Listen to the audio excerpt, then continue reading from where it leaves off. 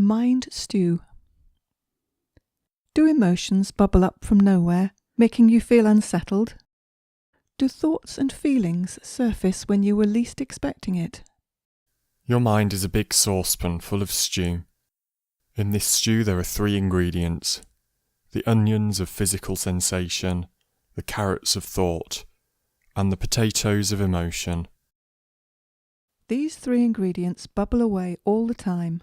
We're often so busy on our phones, reading books, bringing up our children, working, playing, etc., that we don't pay much attention to the contents of the stew until we hit a problem. Then when life gets stressful, we want to learn how to relax. We want peace of mind. Or maybe that should be peas of mind. There's a common misconception that when you settle down to a deep relaxation, you'll quickly float into a place of bliss, and your mind will become quiet and peaceful. Another misconception is that when you meditate, your mind soon becomes empty and quiet.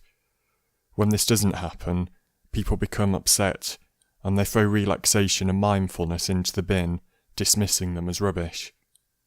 Learning to approach relaxation or stress control in the right way can eventually lead to a quieter and calmer inner landscape. The bad news is that it takes time, skill and patience to get more peas into our stew. So let's take a look at this pot of stew. We've got potatoes, onions and carrots, but very few peas. We can't force the peas to arrive. The truth is, the peas are in there. They just have to be allowed to have a voice.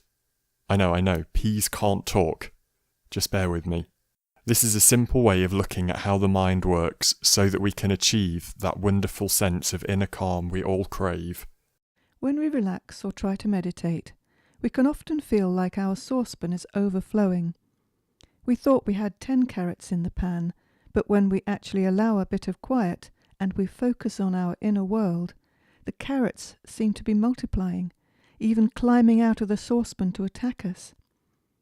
The potatoes of emotion bubble up to the surface, often potatoes that we felt we'd dealt with long ago, or scary potatoes from the past that we don't want to look at pop up to meet us.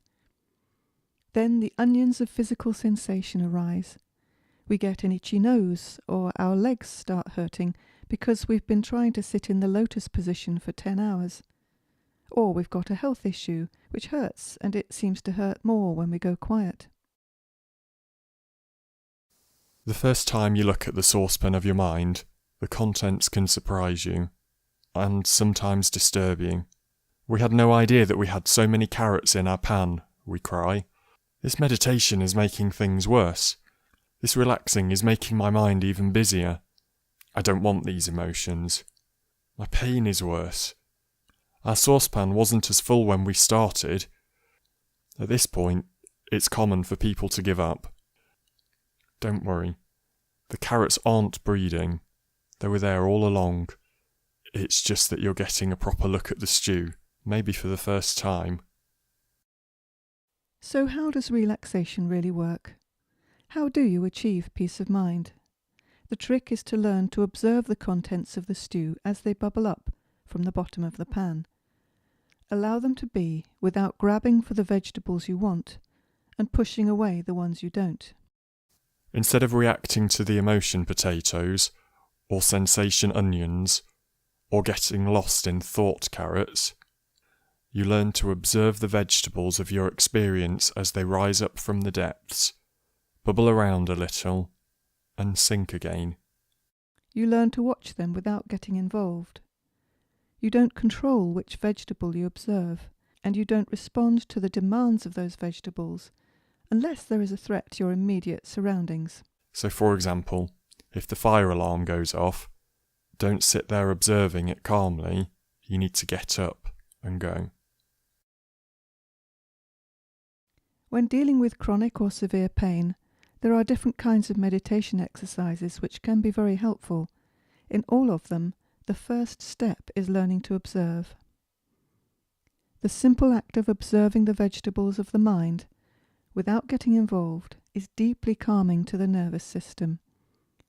We can't achieve peace in our mental stew by trying to take control.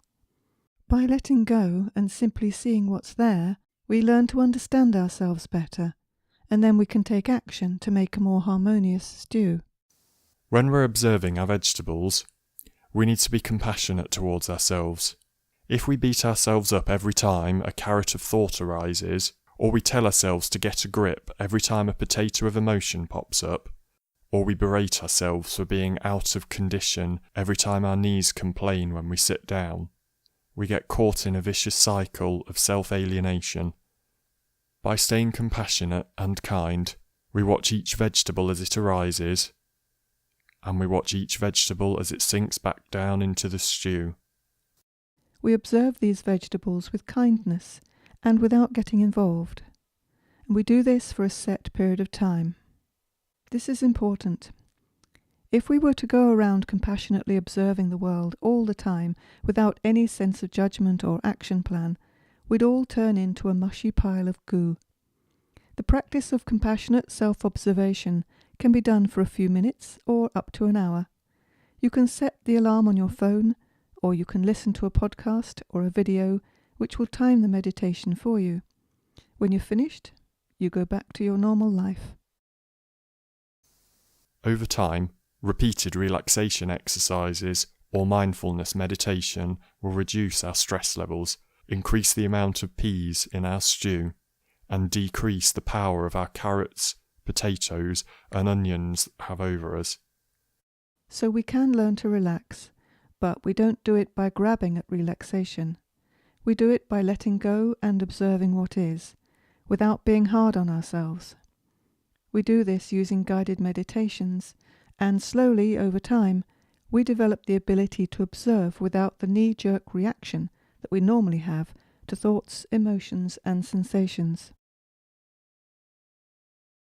If you found this video helpful, please like, comment, subscribe, and click the notification bell for more videos like this.